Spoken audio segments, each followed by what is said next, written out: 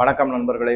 Trump இந்த வளைகுடா நாடுகள் போர், வெஸ்ட் ஏஷியா போர் ஆரம்பிச்ச போது சில நாட்களில் ஈரான் கதை முடிந்துவிடும் அப்படின்னாரு. அப்புறம் ஒரு 10-12 நாள் கழிச்சு என்ன சொன்னாருன்னா 97% எங்களுடைய இலக்குகளை நாங்க அடைந்து விட்டோம், ஈரானுடைய இது எல்லாத்தையுமே அடிச்சு ஒழிச்சிட்டோம், இனிமே அங்க செய்யறதுக்கு எதுவும் இல்லை, ஒரு வாரத்துல போர் நிறுத்தத்துக்கு வந்துடும் அப்படின்றாரு. ஆனா அவருடைய அதிகாரிகளான பலரும் என்ன சொல்லியிருக்காங்கன்னா, பீட்டர் ஹெக்ஸெட் அவர் வந்து டிஃபென்ஸ் செக்ரட்டரி, அவர் என்ன சொல்லியிருக்காருன்னா 2 வாரம் ஆகலாம், 4 வாரம் ஆகலாம், 8 வாரம் ஆகலாம், எவ்வளவு வாரம் ஆகும் சொல்ல முடியாது அப்படிங்கிற மாதிரி ஒரு ஸ்டேட்மெண்ட்டை கொடுத்திருக்காரு. நான் சில வீடியோக்குள்ள ஏற்கனவே சொல்லிட்டேன், இது இவ்வளவு சீக்கிரமா முடியக்கூடிய போர் கிடையாது, இது 8 மாசம் 10 மாசம் இழுக்கடிச்சு தான் போகும். ஏன்னா ஈரான் வந்து உறுதியா இருக்காங்க, இந்த போருக்குள்ள அமெரிக்காவுக்கு மிகப்பெரிய சேதத்தை உண்டு பண்ணணும் அப்படிங்கிற அவங்க ரெடியா இருக்காங்க. அதோட இல்லாம இஸ்ரேல் மற்றும் வளைகுடா நாடுகளுக்கும் மிகப்பெரிய சேதத்தை உண்டு பண்ணணுங்கிறது தான் ஈரானுடைய குறிக்கோள். அது எவ்வளவு நாளுக்கு இழுத்துக்கிட்டே போகுதோ அந்த அளவுக்கு ஈரானுக்கும் நன்மை, அதே மாதிரி அமெரிக்காவில் இருக்கக்கூடிய டீப் ஸ்டேட்டுக்கும் நன்மை. ஏன்னா அப்பதான் அவங்க வந்து இந்த டாலர்களுடைய மூலமாக வரக்கூடிய பெனிஃபிட், அது என்ன பெனிஃபிட் அப்படின்னா, அமெரிக்கா கிட்டத்தட்ட $39 ட்ரில்லியன் கடன் இருக்கு, அதை எப்படியாவது யார் தலையிலையாவது கட்டணும். அதுக்கு இந்த பெட்ரோ டாலர் உபயோகமா இருக்கும். ஏன்னா $65 இருந்து இன்னைக்கு $125 வரைக்கும் போயிடுச்சு. அதை வச்சு அவங்க பணத்தை சம்பாதிச்சு இந்த கடன் எல்லாம் ஏதாவது ஒரு தகுதித்தம் பண்ணி யார் தலையிலையாவது கட்டுறதுக்கான ஏற்பாடுகள் தான் அமெரிக்கா இருக்கு. ஸோ 2 பேருக்குமே 2 விதமான அஜெண்டா இருக்கு. அதனால இந்த போர் அவ்வளவு சீக்கிரம் முடிவுக்கு வராது அப்படிங்கிறது என்னுடைய பார்வை. சரி, இப்ப என்ன முக்கியமா நடந்திருக்கு அப்படின்னு பாத்தீங்கன்னா, அலர்ட் அண்ட் வார்னிங் சிஸ்டம் அமெரிக்காவோடது. என்ன அலர்ட்னா உங்களுக்கு தெரியும், ஒரு தயார் நிலைக்கு கொண்டு வருது, வார்னிங் எச்சரிக்கை. இது ரெண்டும் எதுல இருந்து கிடைக்கும்? ரேடார் சிஸ்டத்துல இருந்து கிடைக்கும். ஈரான் என்ன பண்ணிருக்காங்கன்னா, முக்கியமா இந்த ரேடார் சிஸ்டத்தெல்லாம் அடிச்சு நொறுக்கிருக்காங்க. நான் ஏற்கனவே ஒரு வீடியோல சொல்லியிருந்தேன், கட்டார்ல இருக்கிற அல் உதைத் அந்த இடத்துல இருக்கக்கூடிய முக்கியமான, அது வந்து கிரவுண்ட் லெவல்ல இருக்கக்கூடிய ரேடார் சிஸ்டம். அந்த ரேடார் சிஸ்டத்தை வந்து நம்ம சொல்லியிருக்கோம், கிட்டத்தட்ட 10,000 கோடி பொறுமானம் உள்ள மதிப்புள்ள அந்த ரேடார் சிஸ்டம் AN/FPS 132 அப்படிங்கிற ரேடார் சிஸ்டத்தை கம்ப்ளீட்டா அடிச்சு நொறுக்கி வச்சு, அதுல இருந்து 1 மணி நேரத்துக்கும் அதிகமாக வரக்கூடிய எச்சரிக்கைகளும், அதை தொடர்ந்து எந்த மாதிரி மிசைல் வருது, அதுக்கு எப்பேற்பட்ட தாக்குதல் நடத்தணும், அதை வான்வெளியில இன்டர்செப்ட் பண்ணணுமா, தடுத்து நிறுத்தணுமா, அழிக்கணுமா, அந்த ப்ரோக்ராம் எல்லாமே அதுல இருந்தது எல்லாமே அழிக்கப்பட்டுள்ளது. இப்ப வந்து ஒரு சில செகண்ட்களுக்கு முன்னாடி கூட அந்த எச்சரிக்கை அந்த ரேடார் சிஸ்டத்தின் மூலமாக கிடைப்பது மிக அரிதுங்கிறாங்க. 10,000 கோடி அவுட் ஒரு பாயிண்ட். அடுத்ததா என்ன சொல்லியிருக்காங்கன்னா, இப்ப சமீபத்துல ஒரு நாள் 2 நாளைக்கு முன்னாடி இன்னொரு மிக முக்கியமான தாக்குதல் நடந்திருக்கு. இதுவும் வந்து ஒரு ஏவுகணை தாக்குதல். சவுதி அரேபியால இருக்கக்கூடிய பிரின்ஸ் சுல்தான் ஏர்பேஸ், அந்த இடத்துல இருக்கக்கூடிய அமெரிக்காவினுடைய விமானப்படை தளத்தை தாக்கியிருக்கு ஈரான். இந்த இடத்துல என்ன பண்ணிருக்காங்கன்னா, E3 சென்ட்ரி அப்படிங்கிற ஒரு விமானம், அது அந்த விமானத்துல வந்து ரேடார் எப்படி இருக்குன்னா, விமானத்துக்கு மேல ஒரு கொடை மாதிரி இருக்கும். அதை வந்து அவெக்கஸ் அப்படின்னுவாங்க, AWACS, அதாவது airborne warning and control system அப்படிங்கறத அந்த அவெக்கஸ். அது வந்து பிளேன்ல மேல வந்து ஒரு டிஸ்க் மாதிரி இருக்கும், இந்த டிஷ் ஆண்டனா இருக்கலாம், அந்த மாதிரி இருக்கும். அதை வந்து தகர்த்திருக்காங்க. இந்த எரிக் சென்ட்ரி அப்படிங்கிற விமானங்களை தகர்த்திருக்காங்க. அதன் கூட இன்னொரு முக்கியமானது, அதாவது விமானம், இந்த போர் விமானங்கள்லாம் போகும்போது அதனுடைய எரிபொருள் மிக அதிக தேவைப்படும். நடுவழியில வந்து எரிபொருள் இல்லாம தவிக்கக்கூடிய காலத்துல மிட் ஏர்லயே, அதாவது வான்வெளியிலேயே அதுக்கு எரிபொருளை மீண்டும் நிரப்புவதற்காக சில விமானங்கள் போகும். அந்த மாதிரி விமானங்களான KC-135 அப்படிங்கறத, அதுல சில விமானங்களையும் இந்த பிரின்ஸ் சுல்தான் ஏர்பேஸ் சவுதி அரேபியால ஏவுகணை மூலமாக ஈரான் தாக்குதல் நடத்தி அழித்திருக்கு அப்படிங்கிறது தான் லேட்டஸ்டா வந்து. அப்ப என்ன ஆகுதுன்னு பாருங்க, நிலத்துல இருந்த ரேடார் சிஸ்டம் அதை முடக்கிட்டாங்க. இப்ப வான்லயே பறந்து வரக்கூடிய ரேடார் சிஸ்டத்தையும் முடக்கியாச்சு. அதனாலதான் நான் முதல்ல என்ன சொன்னேன், இந்த அலர்ட் அண்ட் வார்னிங் சிஸ்டம் கம்ப்ளீட்டா முடக்கப்பட்டுள்ளது. அதாவது உடனே 100% முடங்கிடுச்சா, அப்ப வந்து அமெரிக்க பிளேன்லாம் எப்படி சார் போகணும், ஏதாவது இருக்கும், வேற ஏதாவது ஒரு இடத்துல வச்சிருப்பாங்க. ஆனா என்னுடைய பார்வையில இது ரெண்டையும் படிச்ச போது எனக்கு என்ன தோணுச்சு அப்படின்னா, பெரும்பாலும் இந்த அலர்ட் அண்ட் வார்னிங் சிஸ்டம் முடக்கப்பட்டுள்ளது அமெரிக்காவினுடையது ஈரான்னால.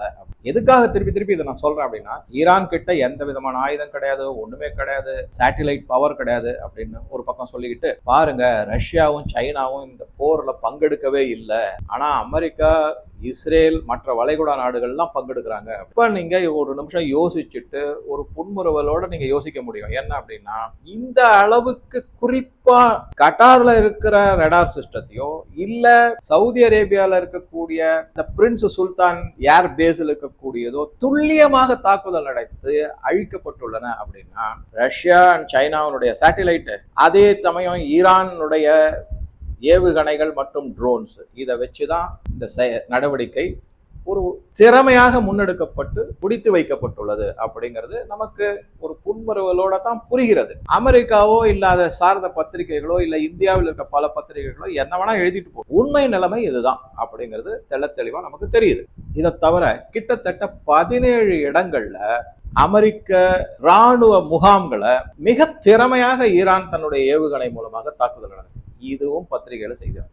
நம்ம போன வீடியோல சொன்னேன், 16 விமானங்கள் தாக்கப்பட்டு சேதமாகி உள்ளன. இப்ப லேட்டஸ்ட் செய்தி என்னன்னா F-35 ஒரு இது ஒன்று விமானம் தாக்குதலுக்கு உள்ளாயிருக்கு. அதை இருக்குன்றாங்க, இல்லைன்றாங்க. ஆனா அது தாக்குதலுக்கு உள்ளாயிருக்கு. அதை தவிர ஒரு F-16 வான்வெளியிலேயே தாக்குதல் நடந்திருக்கு ஏவுகணை மூலமாக. அது அப்படியே வான்வெளியிலேயே அந்த விமானம் பற்றி எரியறதும் அதிலிருந்து பைலட் எஜெக்ட் ஆகி வெளியில விழுறதும் நமக்கு பல வீடியோக்கள் மூலமாக தெரிய வருகிறது. ஸோ இதெல்லாம் நடந்திருக்கு. பார்க்கும்போது ட்ரம்ப் இப்ப என்ன சொல்ல ஆரம்பிச்சிட்டாருன்னா, ஈரான் கிட்ட எங்க இருந்து இவ்வளவு சக்தி இருக்கு, இதை நாங்க கொஞ்சம் தப்பு கணக்கு போட்டுட்டோம்னு வளர ஆரம்பிச்சிட்டாரு. நான் ஏற்கனவே சொன்னேன், ஜெரால்டு ஃபோர்டு, USS ஜெரால்டு ஃபோர்டை பத்தி 17 டைரக்ஷன்ல அதை அட்டாக் பண்ணாங்க, அதனாலதான் அது சேதமடைந்து விட்டதுன்னு ஒரு வார்த்தையை உளறிட்டாரு. இப்ப மேலும் மேலும் உளறல்கள் அதிகமாகிக்கிட்டே வருது. இந்த உளறல்ல என்ன அப்படின்னா, ஈரானை நாங்க குறைந்து மதிப்பிட்டு விட்டோம். இதுக்கு பதில என்ன சொல்லியிருக்காங்கன்னா, ஈரான் நாங்க இன்னும் எங்களுடைய பல விதமான ஆயுதங்கள், இன்னும் பவர்ஃபுல் ஏவுகணைகள், வெப்பன்ஸ் எல்லாமே இன்னும் வச்சிருக்கோம் பாரு ரிசர்வ்ல, இனிமே தான் அதெல்லாம் வரும். அப்கோர்ஸ் இதுக்கு நடுவுல என்ன பண்ணிருக்காங்கன்னா, ஈரானுடைய அணு ஆயுத கிடங்க அடிச்சிருக்காங்க. அது ஒரு முக்கியமான பாயிண்ட். அடுத்ததா இன்னொரு முக்கியமான பாயிண்ட் எதை நம்ம பார்க்கறோம் அப்படின்னா, ஹெவி வாட்டர் பிளான்ட்டை தாக்குதல் நடத்தி அதையும் முடக்கி விட்டார்கள் அமெரிக்கர்கள். இஸ்ரேல் மற்றும் அமெரிக்கா ஈரான்ல இருக்கிறத அதை IAEA உறுதிப்படுத்தியிருக்காங்க. இந்த செலவு பணம் விஷயத்துல பார்த்தோம்னா இது வரைக்கும் கிட்டத்தட்ட $3 பில்லியன், அதாவது கிட்டத்தட்ட 27,000 கோடி நஷ்டமாயிருக்கு அப்படிங்கிறது தெரிய வருது. எப்படி சொல்றாங்க அப்படின்னா, முதல்ல நான் சொன்னது கட்டார்ல இருக்கக்கூடிய அல் உதைத் பேஸ்ல இருக்கக்கூடிய அந்த AN/FPS 132 அதனுடைய விலை 10,000 கோடி. அதை தவிர இப்ப நான் சொன்னது இந்த E3 சென்ட்ரி, அதை தவிர KC-135 இந்த விமானங்கள் எல்லாம் நீங்க கொஞ்சம் கொஞ்சமா போட்டு மதிப்பீடு பார்த்தீங்கன்னா கிட்டத்தட்ட 27,000 கோடி ரூபாய் பெருமானம் உள்ள அழிக்கப்பட்டுள்ளது. ஈரான்னால மிகப்பெரிய நஷ்டம். இப்ப இந்த நஷ்டம்லாம் யாருக்கு வரும், யார் தலையில வரும் பார்த்தீங்கன்னா, கண்டிப்பா அரபு நாடுகளுடைய தலையில தான் கட்டப்படும். அமெரிக்கா ஒன்றும் சும்மாலாம் ஃப்ரீயாலாம் செய்யவே செய்யாது. இந்தாங்க டொனேஷன் மாதிரி இந்த ஆயுதத்தை வச்சுக்கோங்க உங்களுக்காக. நான் இந்த இடத்துலதான் எனக்கு இன்னொரு முக்கியமான சந்தேகம் என்ன வருதுன்னா, இங்க பாருங்களேன், என்ன சொல்றாங்கன்னா, இந்த E3 சென்ட்ரி இருக்கு இல்லைங்களா, அது கிட்டத்தட்ட 30 விமானங்கள் இருந்துச்சாம். இப்ப கிட்டத்தட்ட அதுல 12-13 விமானங்கள் அழிக்கப்பட்டு இப்ப 16-17 விமானங்கள் தான் பாக்கி இருக்கு அப்படிங்கிறாங்க. இந்த மிச்சமுள்ள 16 விமானங்களை வச்சு அவங்களுடைய திறமை எந்த அளவுக்கு வெளிப்படும், அது ஒரு கேள்விக்குறியா தான் இருக்கு. அதனாலதான் இந்த அலர்ட் அண்ட் வார்னிங் சிஸ்டமே மிகப்பெரிய பாதிப்புக்கு உள்ளாயிருக்கு. அதனாலதான் ட்ரம்ப் நான் 10 நாள் டைம் தரேன், 5 நாள் டைம் தரேன்னு ஏதோ ஒப்பேத்திக்கிட்டு இருக்காரு அப்படிங்கிற செய்தியும் எனக்கு படுது, என் மனசுல படுது. இதை தவிர இன்னொரு விஷயம் என்ன அப்படின்னா, இந்த E3 சென்ட்ரிலாம் இருக்குல்ல, இது ஒரு விமானத்தினுடைய விலை கிட்டத்தட்ட $700 மில்லியன்.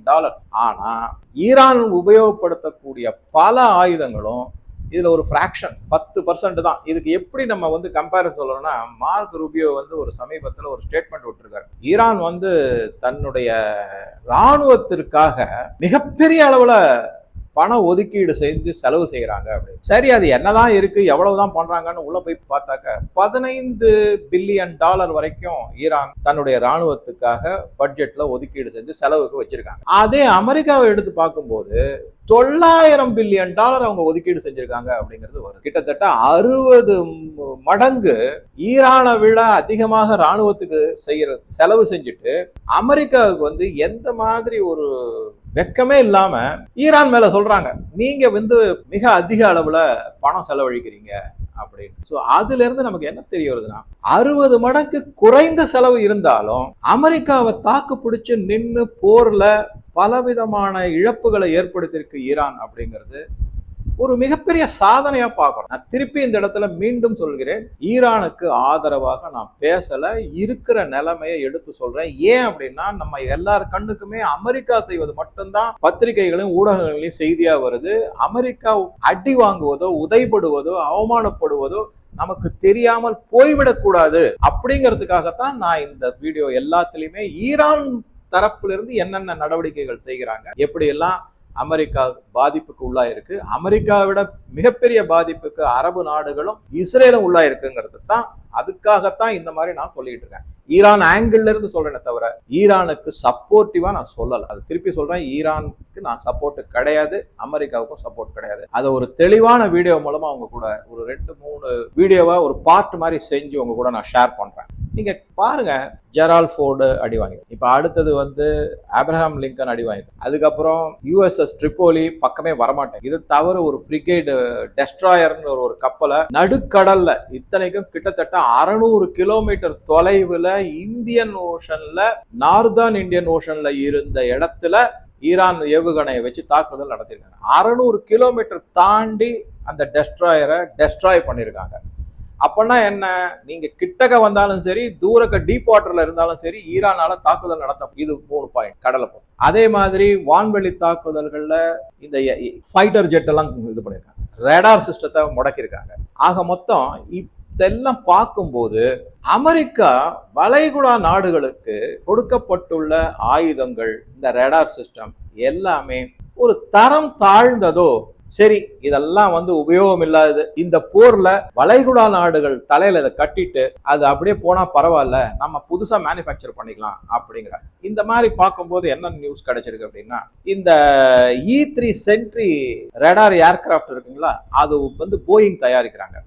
அவங்களுக்கு கிட்ட ஏகப்பட்ட ஆர்டர் இருக்கான். ஒரு 10 பிளேன் அர்ஜென்ட்டா வேணும் அப்படின்னு கேட்டா டைம் கிடையாது, 2 வருஷம் ஆகுங்கிற மாதிரி அவங்களுக்கு தகவல் கிடைச்சிருக்கு. ஸோ இதெல்லாம் பார்க்கும்போது வேண்டுமென்றே தன்கிட்ட இருக்கிற காயலாங்கடைக்கு சமமான ஆயுதங்களையும் மற்ற தளவாடங்களையும் அரபு நாடுகள் தலையில அமெரிக்கா கட்டி விட்டதோ அப்படிங்கிற சந்தேகம் எனக்கு கொஞ்சம் வலுவாகவே இருக்கு. உங்க கருத்துக்களை பதிவிடுவோம். நன்றி.